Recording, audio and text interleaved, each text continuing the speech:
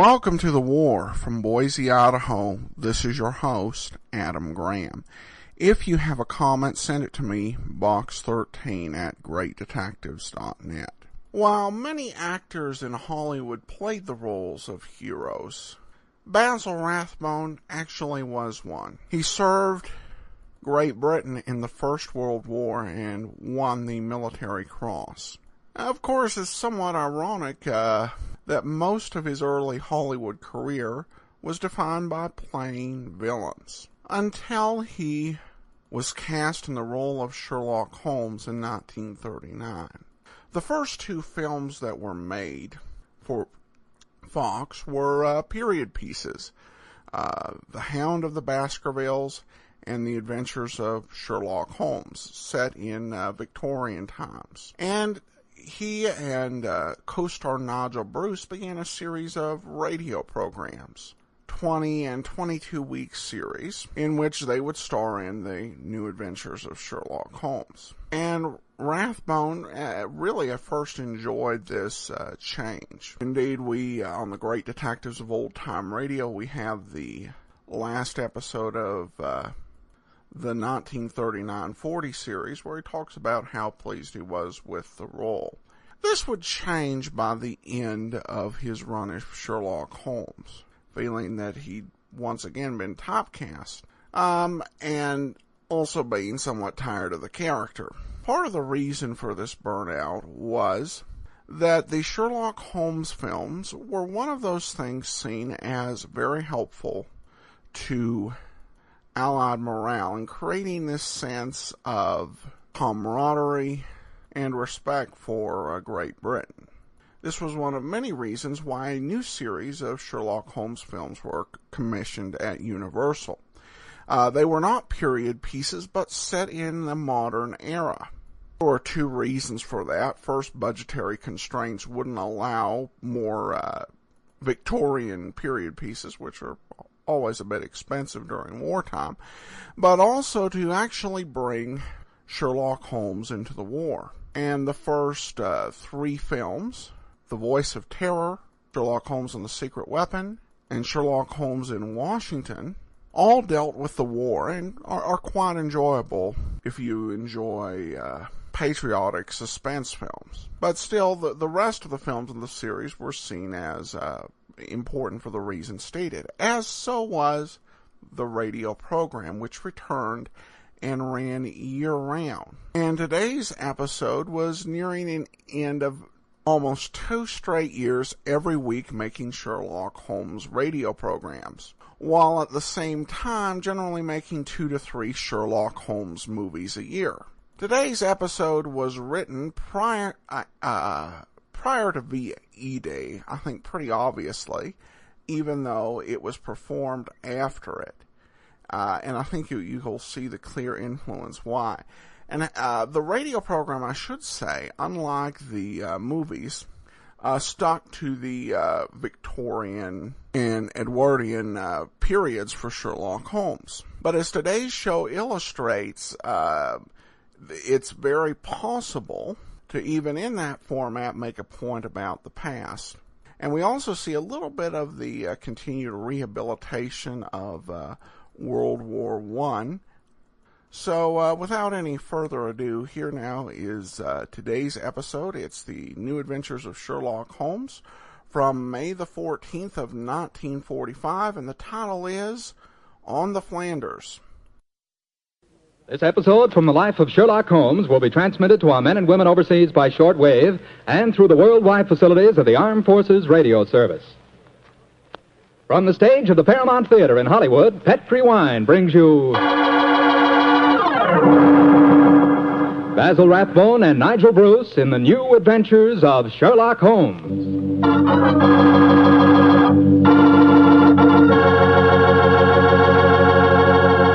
The Petri family, the family that took time to bring you good wine, invite you to listen to Dr. Watson tell us about another exciting adventure he shared with his old friend, that master detective, Sherlock Holmes. You know something? If right now it were possible for me to ask every one of you what you had for dinner this evening, I'll bet a good many of you would say chicken. Chicken is an all-American favorite. But, boy, you just haven't tasted chicken till you've tried it together with a glass of well-chilled Petri California Sauterne. Petri Sauterne is a perfect mealtime wine, just made to go with chicken. That Petri Sauterne is a white wine, delicate in color, and what a flavor. A flavor that comes right from the heart of luscious, sun-ripened grapes. You can just taste those wonderful grapes. And I'll tell you something, that Petri Sauterne is pretty much on the terrific side when served with fish or any kind of seafood, too. That's a fact.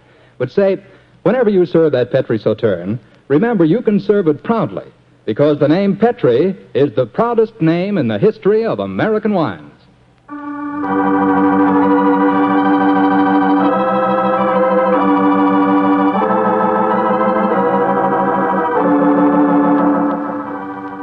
And now for our weekly doctor's appointment. Let's knock on his library door and see if... There's no point in doing that, Mr. Slattery. I'm right behind you. Oh, hello, Dr. Watson. Don't tell me you've been stalking me. No, my boy, I was on the patio and I heard your footsteps, so I thought that I'd come in and fetch you. Let's go back and sit out there, shall we? It's a beautiful evening. That's fine with me, Doctor. Here we are. Now, settle yourself down in a chair and light a cigarette, if you have one. And I'll get on with my story. Well, last week you told us it concerned an adventure that you and Sherlock Holmes had in Flanders during the First World War. That's right, Mr. Slattery, did. I thought that you and the great man had retired at that period. We had, my boy, but it was only natural that as soon as the war broke out, we both offered our services in any capacity that might help our country. Of course. And how did tonight's story begin, Doctor? It was in the winter of that first year. Things weren't going very well for the Allies. The Germans were advancing on Paris, and the picture was looking very black.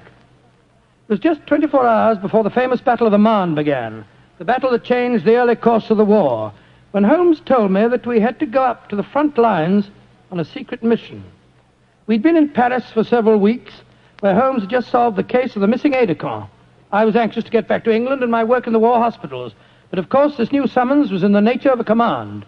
And so, late on a rainy September afternoon, Holmes and I, with the boom of gunfire in our ears, found ourselves in the front seat of a staff car, sloshing and jolting its way towards the battlefield. Am I driving too fast for you, gentlemen? No, Sergeant, not at all. No, you're doing a splendid job. Oh, my man, look out considering the state of the road. Thank you, sir. Hello? The gunfire's getting nearer, Holmes. Yes, old fellow. I imagine we haven't much further to go, have we, Sergeant? No, sir, we're nearly there. Did you notice the two civilians in the back seat, Holmes? Yes. Handsome woman and a distinguished-looking man, several years her senior. I wonder who they are. I'll tell you. He's a Shakespearean actor of some note, though he never achieved the fame to which he thinks he's entitled. I shouldn't be at all surprised if he feels that he's been slighted in not receiving a knighthood. But, Holmes, that's amazing. How can you possibly deduce all that from just looking at the man as we got into the car? Elementary, my dear fellow, I didn't deduce it. We saw him twice last year in the London Theatre, if you remember. What? His name is Maitland Morris. As for his biography, he's a friend of my brother, Mycroft's. He told me about him. Well, what do you suppose he's doing up here near the front line? His brother is General Sir Stanley Morris, who's in command of this particular front, and it would seem reasonable to presume that his brother has come up here to give a performance for the front-line troops. I suppose this hut is as far as we can drive, Sergeant. I'm afraid so, sir. We're 4 miles from the front line now. You'll have to clear your papers here. See that ruined farmhouse there, sir? Yes, Sergeant. Is that the General's headquarters? Yes, sir. Come on, Watson. Good Lord, it's pelting with rain. Yeah, let's make a dash for it.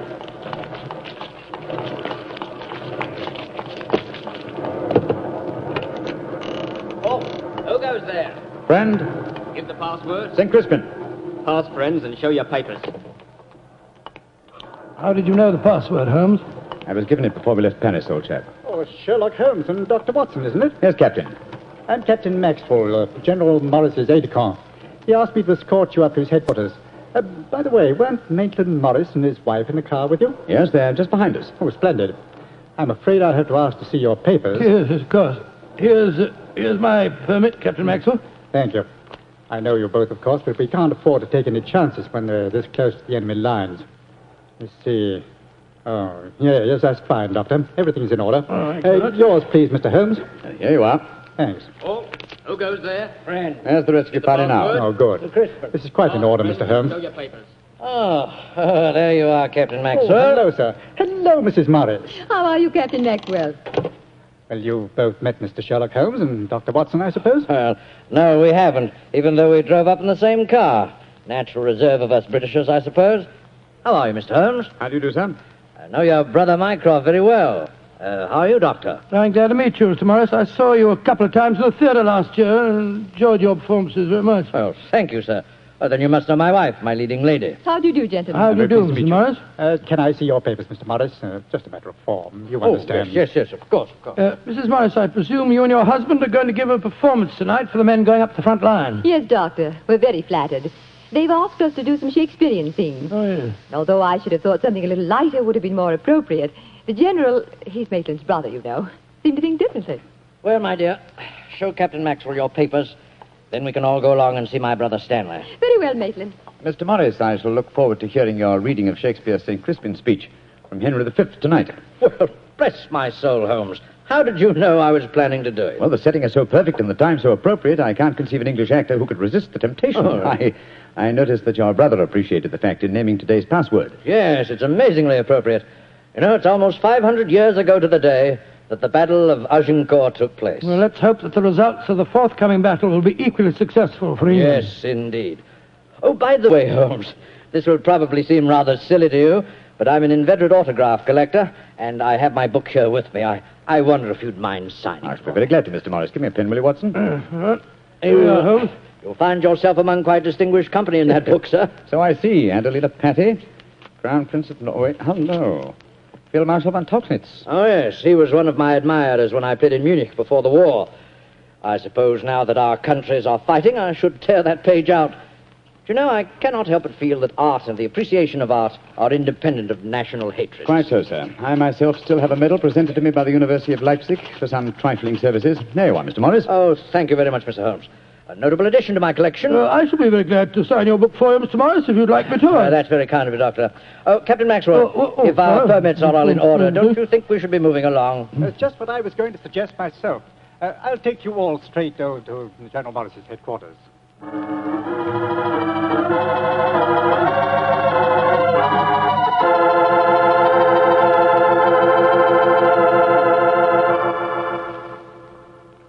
General Morris, may I introduce Mr. Sherlock Holmes and Dr. Watson? How do you do, sir? How are you, General? How do you do? Know a lot about you. Long way from Baker Street, isn't it? Yes, indeed, sir.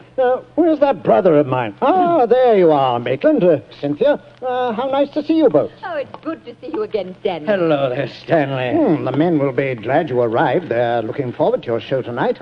We're very flattered that they want to hear us do some Shakespeare. Oh, rubbish, old boy.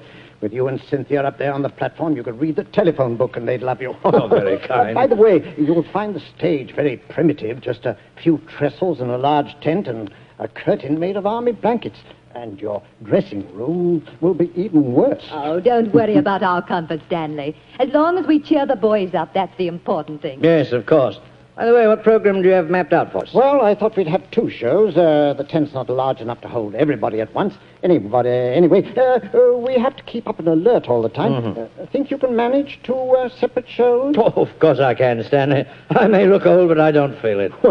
You don't even look at you, scoundrel. Thank you. Perhaps we could take a look at the stage and equipment, eh? Oh, certainly. Captain Maxwell, take them over to the tent and show them what the facilities are, will you? Right, sir. Will you follow me? Oh, yes, of course. See you later, Stanley. Come along, my dear. All right. I'm glad you're here, Holmes. I'm sure I can speak quite freely in front of Dr. Watson. Oh, yes, with perfect freedom, sir. He's my colleague, and he's an old army man himself. Really? What regiment, Doctor? The 5th Northumberland Fusiliers, sir. Later attached to the Berkshires in Afghanistan and wounded in the Battle of Mainwan. Really? Then I'm sure I can speak freely in front of you. Holmes, you know why you're up here so near the front line, don't you? I have a very shrewd suspicion, sir. Yeah, I thought you had. That's why I asked for you to be sent here. You asked for me to be sent here, General. Yes, I think I understand. Well, I wish I did. You will, Doctor, in due time. In the meanwhile, gentlemen, I'll have an orderly show you to your quarters. Thank you, sir.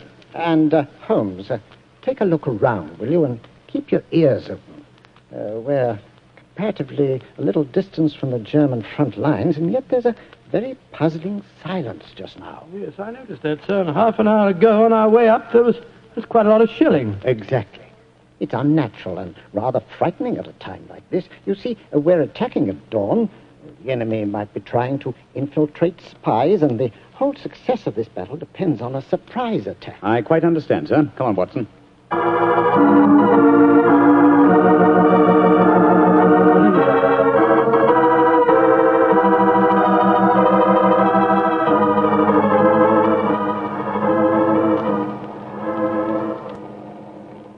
Holmes.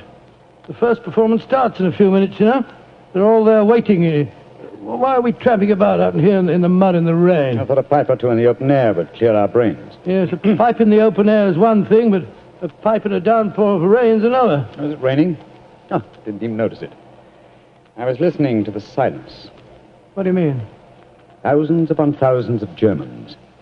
Armed Germans. Full of a blind fanatical hatred and desire to kill. Are crouched in trenches only a mile or two from here. Surrounding us are an equal number of English boys, also armed. And with the will, if not the desire, to fight. Because they know their cause is the cause of freedom and justice. All these thousands poised, ready to pounce on each other and fight to the death. And yet, beyond that patter of rain, there isn't a sound to break the stillness of a September evening. Strange world we live in, old chap. You're being unusually rhetorical, Holmes. Yes, I am, aren't I? Let's be a little more practical, shall we? I wonder what is wrong with the actors tonight. Why do you ask that? Well, a little while ago I noticed Mrs. Morris in a great state of excitement, going towards the farmhouse where the General is. Then she went back to her own quarters, and now she seems to be headed in our direction. Is anything wrong, Mrs. Morris? It's Maitland. What's wrong with him, madam? He's disappeared. Disappeared? What's happened? We were in the tent together, making up for our performance, when an orderly came in with a message. Maitland said it was from his brother, slipped on a raincoat and went out, saying he'd be back in a few moments.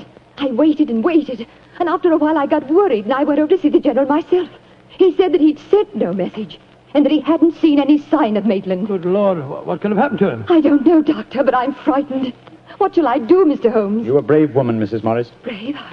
I don't know, Mr. Holmes. Why? Because the show must go on.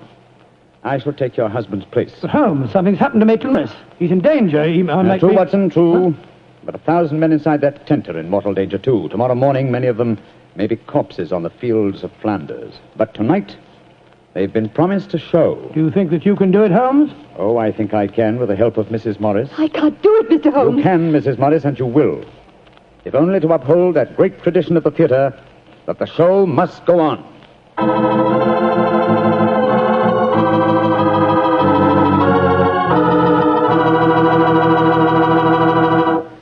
We'll hear the rest of Dr. Watson's story in just a few seconds. Time I'd like to take to tell you that if you've got a butcher who has meat, and you've got the points to get that meat, don't forget to bring home a bottle of Petri California Burgundy. Tell you why. That Petri Burgundy is a rich red mealtime wine that's wonderful with any meat or meat dish. That's a fact. Petri Burgundy can make a banquet out of a hamburger. And boy, Petri Burgundy and old-fashioned Irish stew are bosom companions. Just get yourself some Petri Burgundy and share it with your family. Petri Burgundy is the best friend a good meal ever had.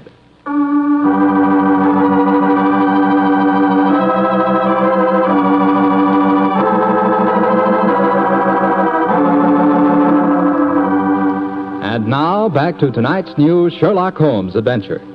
It is just before the Battle of the Marne in the First World War, and Sherlock Holmes and Dr. Watson are at headquarters a few miles behind the front-line trenches. A famous Shakespearean actor who was to give a performance for the troops has mysteriously disappeared, and the great detective has taken his place at the last minute. As we rejoin our story, Sherlock Holmes, alone on the improvised stage, is delivering a Shakespearean speech before a spellbound audience.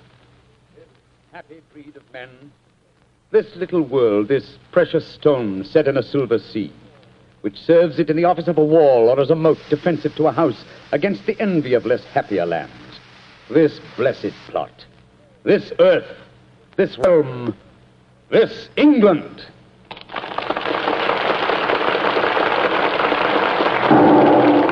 Holmes! That shot, are you all right? Yes, old chap. Fortunately, I started to leave the stage as the shot was fired. The bullet just missed me. I heard it splinter some wood nearby. But who on earth would want to shoot you? That's what we've got to find out, though I think it more likely that the shot was intended for me. It was not intended for me, but for Maitland Morris. The man for whom I'm substituting. Well, even so, who'd want to shoot him? Oh, don't ask me so many questions, old fellow. Let's see what clues we can find. Now, the shot was fired from outside the tent from behind me. Yes, look there. See the hole in the tent there? By Jove, yes. The footlights would outline your shadow on the back of the tent. Whoever it must have fired at your silhouette. The question is, where did the bullet embed itself? Aha. Look here, Watson. You got a penknife? Wait a minute. Here, Holmes. This shouldn't be hard to extract. Look at this splintered tent pole. Wait a minute. There we are. Excellent. Huh. Very interesting. Oh, what's so interesting about it? Just a revolver bullet, isn't Oh, no, it? it isn't, Watson. Huh? It's far from just a revolver bullet. This bullet was fired from a German Luger pistol. A German pistol? There must have been a spy here behind our lines. That's a reasonable enough assumption. Yes, we may be sure that no English soldier would carry such a weapon and face inspection. Come on, I want to talk to Mrs. Morris.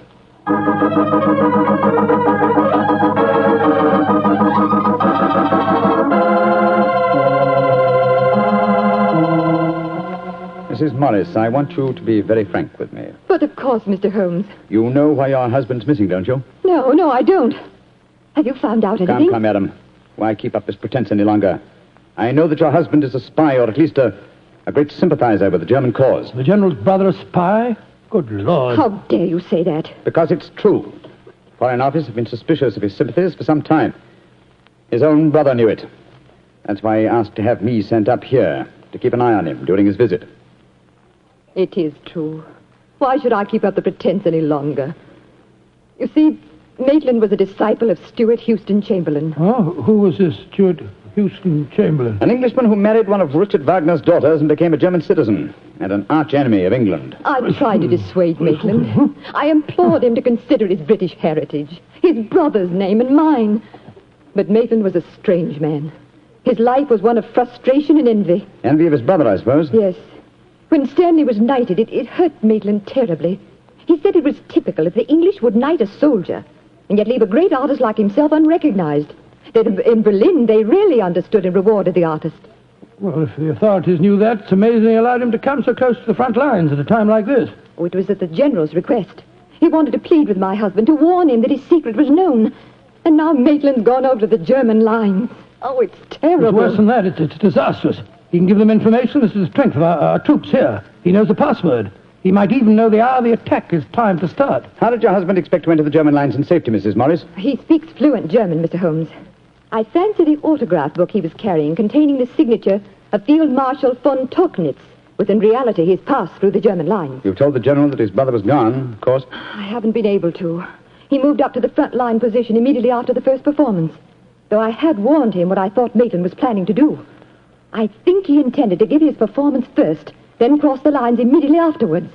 But something must have made him change his mind. Perhaps he suspected I'd warned the General. Anyhow, as you know, when I got back to our quarters, he'd gone. Did he leave any note, madam? Yes, he did. Here it is. Thank you. I have gone, my dear. Try and understand and forgive if you can. You wouldn't come with me, and so I'm taking what is left of my heart, my hopes, where they belong, among the friends that understand and appreciate me. It is something stronger than love and blood and country that makes me do this. It is something dearer to me than life itself. Dearer to me than life itself. Oh, how could he? How could he? The shame of this will kill poor Stanley. Mr. Holmes, will you break the news to him? I know it's cowardly of me, but I just can't tell him myself. Don't worry, Mrs. Morris. I'll tell him. Dr. Watson and I will ask Captain Maxwell to escort us to the General's frontline headquarters. In the meantime, try and keep calm. We'll tell him.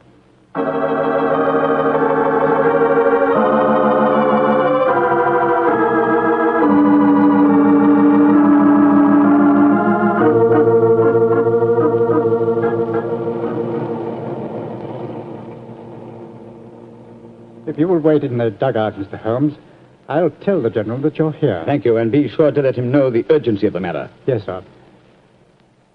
Holmes, this is a dreadful business. Yes, it is, Watson. Though if my plans work out correctly, I think the success of tomorrow's battle may not be imperiled. What plan? Listen. You know, Holmes, a strange silence from the German line since we came here might be accounted for by the fact that they knew Maitland was making his getaway. They wouldn't want to risk wounding such a valuable spy. Quite possibly. What I still don't understand is who shot at you with a German pistol and why. You're being very dense, old fellow. Surely it's obvious that... Here comes General Morris now. Poor devil. This is going to be a dreadful shock to him. Hello, Holmes. Dr. Watson? General Morris, I'm afraid that I've bad news for you. Your brother has gone over to the German lines. Maitland did go there. I should have put him under an armed guard as soon as he came here, but I thought I could reason with him, appeal to his sense of honor. Instead of which you tried to shoot him, sir, but fortunately for me, you missed. You see, I took his place at the first performance. But that shot was fired from a German pistol. True. That was when I first knew the general had fired the shot. But I still don't see how you could now. Only a high-ranking officer, not subject to inspection, could carry a non-regulation firearm. You're an old army man, you should know that. In any case, you'll observe that the general carries a Luger at his waist. Great heavens, Holmes, I thought I was firing at Maitland. I had no idea that it was you. You intended to kill your own brother, sir? Yes, and I'm sorry I failed. I'd rather see my brother dead than alive and a traitor to his country. But now he's safely in the German lines. Heaven knows what secrets he may be imparting. One thing we can be certain, our chance of a surprise attack in the morning is gone. Possibly not, sir. Oh, what do you mean, Holmes? You see, I took the liberty of altering your brother's credentials quite extensively. How, Holmes?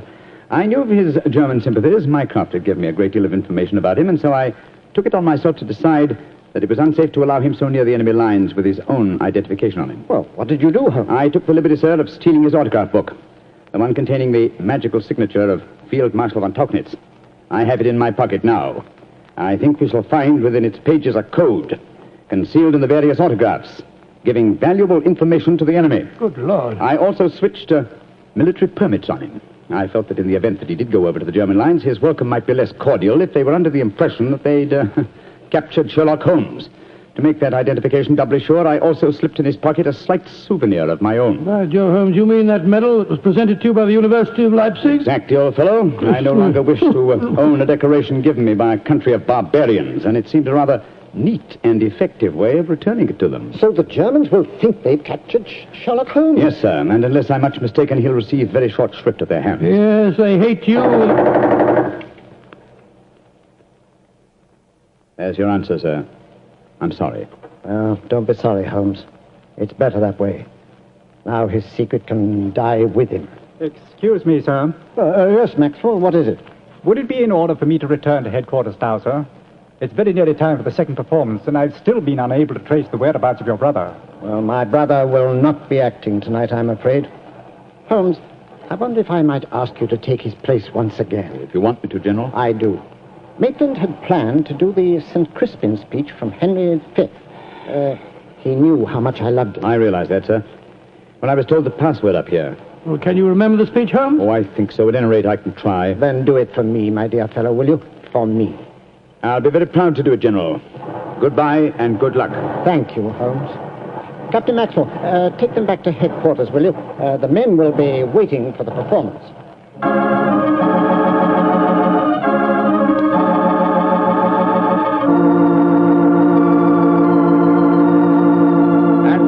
Crispian shall ne'er go by from this day to the ending of the world, but we in it shall be remembered. We few, we happy few, we band of brothers. For he today that sheds his blood with me shall be my brother. Be he ne'er so vile, this day shall gentle his condition. And gentlemen in England now abed shall think themselves accursed they were not here, and hold their manhoods cheap, while any speaks that fought with us upon St. Crispian's Day.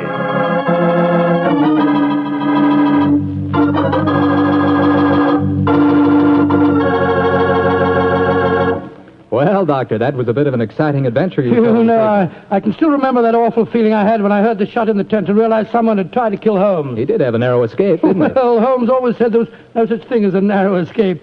He said you either escaped or you didn't. If you did, well, why worry? And if you didn't, you couldn't worry, so what? Quite a philosophy. I'd like to discuss it with you further. Over a bottle of wine? How else? What kind of wine? Naturally. Naturally. You couldn't ask for a more delicious wine than Petri. That's because the Petri family knows how to make good wine. They ought to. They've been making fine wine ever since they started the Petri business way back in the 1800s. And because the business has always been family-owned and operated, Well, they've been able to hand on from father to son, all they've ever learned about the art of turning luscious grapes into fragrant, delicious wine. That's why no matter what type Petri wine you buy for any occasion, you can be sure it's good wine because Petri took time to bring you good wine. And now, Dr. Watson, how's about giving us a clue to next week's Sherlock Holmes adventure? Next week, Mr. Clatter, I'm going to tell you in a most unusual adventure in which Holmes and I are trapped in an airtight metal chamber, our only companion being a murdered scientist. It sounds like a story we don't want to miss, Doctor. See you next week. Yes. Oh, just a second, Mr. Clatter. Before we go, I just want to tell our listeners that tonight we're broadcasting from the stage of the Paramount Theater here in Hollywood on behalf of the 7th War Loan Drive. The ticket of admission to the theater was a war bond. I'm mentioning this to remind you, our friends, that you have an important part to play in making the 7th War Loan a success. Buy more and buy bigger bonds than ever before. They're needed to pay for new super forts, new jet-propelled fighters, newer and bigger weapons to lick Japan. Remember, in spite of the magnificent achievements of our forces in the Pacific, the Japanese war has just begun. So let's go all out for the mighty 7th War Loan.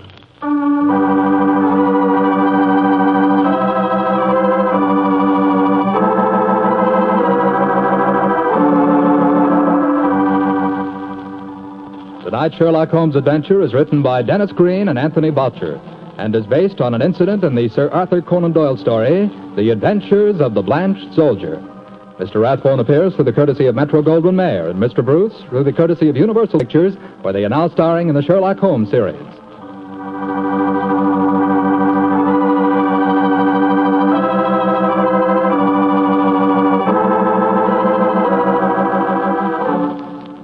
The Petri Wine Company of San Francisco, California, invites you to tune in again next week, same time, same station. Oh, the Petri family took the time to bring you such good wine. So when you eat and when you cook, remember Petri wine. To make good food taste better, remember Petri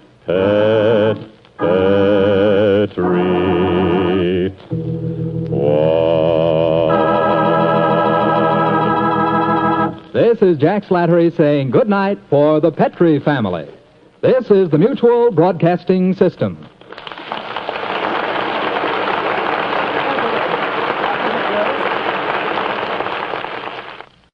That will do it for today.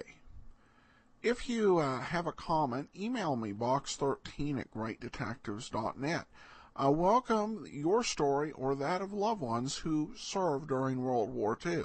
Ken Curlin provides our opening theme music, kencurlin.com. I am your host, Adam Graham. This series is provided as a service of the Great Detectives of Old Time Radio, greatdetectives.net.